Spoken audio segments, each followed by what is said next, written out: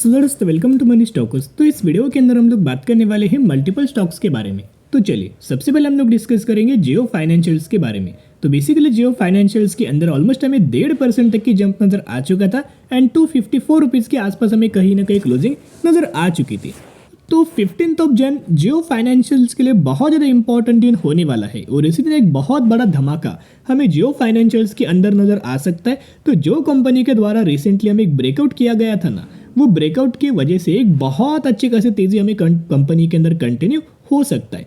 Fundamentally company बहुत ज़्यादा strong है। आप सभी को पता होगा, जो लोग इस डेली चैनल को फॉलो करते हैं उन हर एक लोगों को पता है कि जियो फाइनेंशियल्स के बारे में बहुत बार हमने एनालिसिस किया था। जब कंपनी 230 रुपीज़ के आसपास भी अवेलेबल था ना, उस वक्त भी हमें कंपनी के बारे में बहुत बार डिस्कस किया था। उसके साथ साथ ये कोई कंपनी छोटा कंपनी नहीं जिसका मार्केट कैप 1,62,000 करोड़ का है, यानी कि एक लार्ज कैप कैटेगरी से ये कंपनी बिलोंग करता है। तो वैसे 15 जनवरी 2024 को जियो फाइनेंशियल्स के लिए इंपॉर्टेंट दिन क्यों होने वाला है, क्योंकि कंपनी का आपको बताया हर एक कंपनी का Q3 का रिजल्ट आ रहा है। वैसे जियो फाइनेंशियल सर्विसेज का भी Q3 का रिजल्ट आने वाला है, जिसका डेट आप नोट कर सकते हैं 15 जनवरी 2024। तो जरूर चैनल को सब्सक्राइब करके रख लेना, ताकि जब भी मुझे कंपनी का Q3 का रिजल्ट नजर आएगा ना, 100% हम लोग बात करेंगे। और जैसे ही कंपनी का रिजल्ट आउट होता है और जैसे ही कंपनी अच्छा परफॉर्म करता है ना, वैसे ही कंपनी के अंदर एक बहुत बड़ी रैली आएगा और सबसे पहले कंपनी बहुत ही आसानी से 290 रुपये का टारगेट अचीव करेगा। उसके बाद 380 रुपये तक का टारगेट आपको जियो फाइनेंशियल्स के अंदर नजर आ सकता। अभी देखिएगा, ये खबर तो आपको पता होगा कि जियो फाइनेंशियल्स के साथ साथ जियो फाइनेंशियल्स क्या करने वाला है। एक बहुत अच्छा खासा उन्होंने पेपर हमें फाइल किया हुआ है एक्सचेंज को, रेगुलेटर को, क्या लॉन्च करने के लिए म्यूचुअल फंड्स बिजनेस ये कंपनी लॉन्च करने वाली है इंडिया के अंदर। जिस हिसाब से दोस्तों अगर आप देखोगे, उन्होंने बहुत अच्छा खासा फाइल किया है। जैसे ही कंपनी को एक बहुत अच्छा खासा अप्रूवल अगर मिलता है ना, तो आप समझ सकते हो इनकी एंट्री हो जाएगी म्यूचुअल फंड इंडस्ट्रीज के अंदर, जिसका और बेनिफिट हमें कंपनी को लॉन्ग टर्म के लिए होगा। तो चलिए रिजल्ट कंपनी का कैसा आ सकता है, चलिए कुछ एनालिसिस कर लेते हैं। प्रीवियस डेटा अगर आप देखोगे तो जियो फाइनेंशियल्स का प्रीवियस डेटा मैंने ओपन किया है, जहां कंपनी का सेल्स देखोगे, इसे रेवेन्यूज भी आप बोल सकते हो, जिसके अंदर जून 2023 के अंदर 414 करोड़ के आसपास था और सितंबर 2023 के अंदर देखोगे तो 608 करोड़ के आसपास था। यानी कि कंपनी का जो सेल्स का डेटा है वो कंटिन्यूअसली बढ़ रहा है। इसका मतलब क्या है कि दिसंबर महीने के अंदर भी जो हमें करंटली रिजल्ट आएगा, यानी कि Q3 रिजल्ट्स, उस रिजल्ट्स के अंदर ऑलमोस्ट आपको 800 से 900 करोड़ के आसपास हमें कंपनी का सेल्स कंपनी जनरेट कर सकता है। जिस हिसाब से अगर कंपनी का सेल्स बढ़ता है तो क्या कंपनी का प्रॉफिट बढ़ेगा? Yes definitely. जैसे अगर आप देखोगे तो जून के अंदर कंपनी का जो नेट प्रॉफिट था 332 करोड़ था, वो बढ़ के हो चुका है सितंबर 2023 के अंदर 670 करोड़। तो कहीं ना कहीं ऑलमोस्ट हमें प्रॉफिट के अंदर 2 गुना जंप आया है।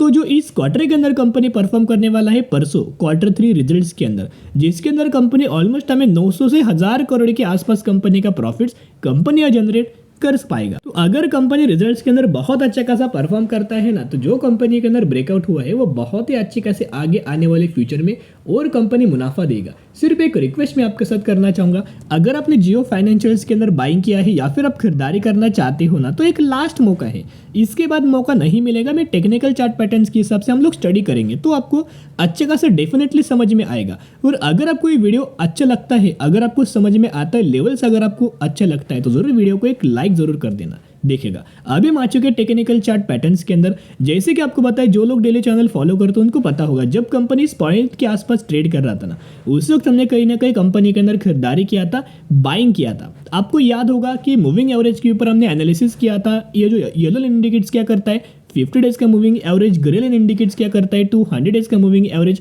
और तभी कंपनी कहाँ ट्रेड कर रहा था, तभी कंपनी ऑलमोस्ट हमें यहाँ दोस्तों ट्रेड कर रहा था। तो जिन लोगों ने इस पॉइंट के आसपास खरीदारी किया है, बिल्कुल भी टेंशन लेने वाली बात नहीं है। एंड रिसेंटली कंपनी इस प्राइस के आसपास हमें ट्रेड कर रहा है। अभी होगा क्या, धीरे धीरे करके मूविंग एवरेज हमें अपसाइड मूव करेगा, फिर 50 डेज का मूविंग एवरेज, 200 डेज का मूविंग एवरेज, जैसे ही कंपनी यहाँ आएगा फिर एक सपोर्ट लेगा, इसी लेवल्स के आसपास कंपनी सपोर्ट लेगा, फिर हमें कंपनी के अंदर तेजी आने वाले समय के अंदर कंटिन्यू हो जाएगी। ये हुआ कंपनी का मूविंग एवरेज वाला डेटा। अभी हम डिस्कस करेंगे कंपनी के एक्चुअल चार्ट के अंदर। बेसिकली ये सभी को पता होगा, जो लोग डेली चैनल फॉलो करते हैं उनको पता है कहीं ना कहीं कौन से प्राइस रेंज के आसपास खरीदारी किया है। ये है कंपनी का एक सपोर्ट लेवल। लगातार दोस्तों कंपनी इसी ट्रेड लाइन के आसपास हमें सपोर्ट लेते हुए दिख रहा था। 3 से 4 बार कंपनी ने सपोर्ट लिया, इसी वक्त हमने कौन से प्राइस के आसपास खरीदारी किया, हमने बाइंग किया इस पॉइंट के आसपास। जैसे कंपनी ने यहाँ सपोर्ट लेते हुए हमें दिखा, वैसे हमने आपके साथ शेयर किया था या निवेश करने का मौका है तो जरूर कंपनी के अंदर बाय ऑन स्ट्रेटेजी अप्लाई करना स्टार्ट कीजिएगा। चैनल के ऊपर वीडियोस आपको मिल जाएगा, जरूर उस वीडियो को देखना। ये सभी चीज़ें आपको वीडियोस के अंदर दोस्तों मिल जाएंगे कि कौन से प्राइस रेंज के आसपास हमने खरीदारी किया था।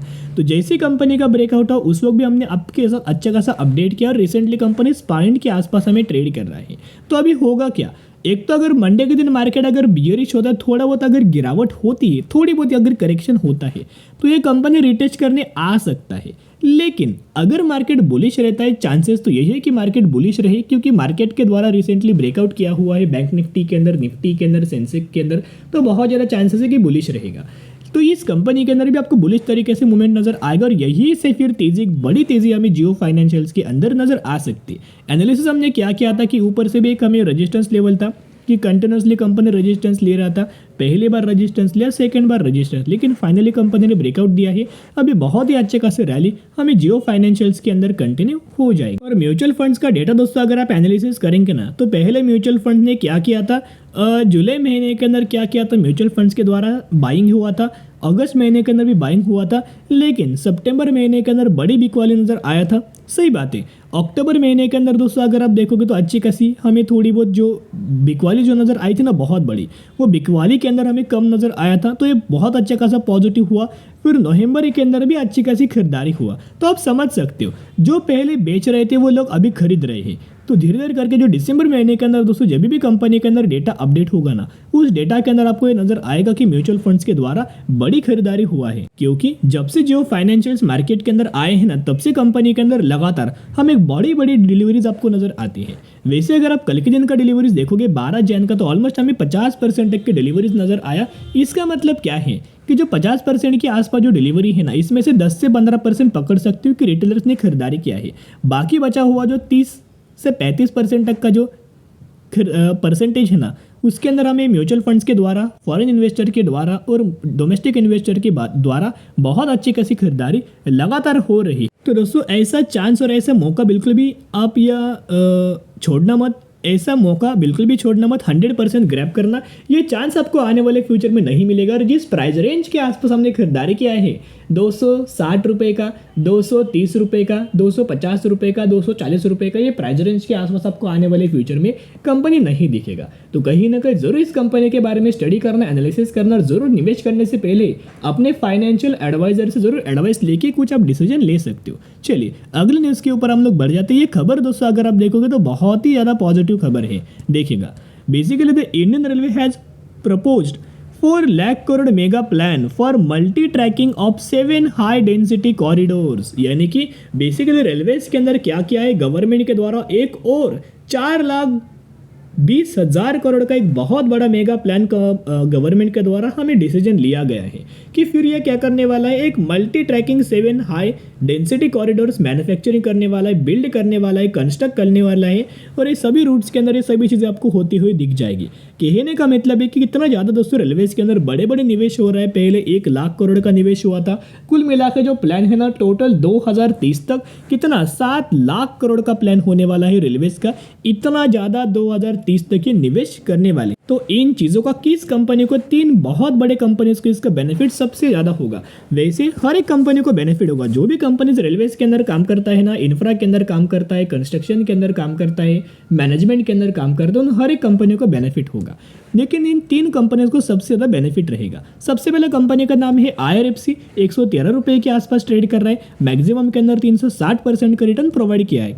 चार्ट अगर आप देखोगे कंसिस्टेंटली कंपनी लाइफ टाइम वाला हाई हमें रजिस्टर करते जा रही है और 1.5 लाख करोड़ का इस कंपनी का मार्केट कैप है। तो कहीं ना कहीं IRFC कंपनी क्या करता है, इंडियन रेलवे को फाइनेंस प्रोवाइड करता है, तो इस कंपनी को भी इसके बेनिफिट मिलेगा। उसके साथ साथ अगली कंपनी को बेनिफिट मिलने वाला है, उस कंपनी का नाम है RVNL। जितने भी गवर्नमेंट रिगार्डिंग हमें construction regarding, build regarding, railway regarding जितने भी प्रोजेक्ट्स हमें आए हैं ना, वो उन चीज़ों का बहुत अच्छा खासा बेनिफिट हमें RVNL कंपनी को भी मिलने वाला है। क्योंकि गवर्नमेंट सबसे ज़्यादा फोकस करता है RVNL कंपनी के ऊपर, जिसी के माध्यम से कंपनी 2019 में आया है, लेकिन जब से आया है 950% का रिटर्न शेयर होल्डर्स को प्रोवाइड करके दिया किया हुआ है, लगातार कंपनी अपना लाइफ टाइम वाला है रजिस्टर किया है।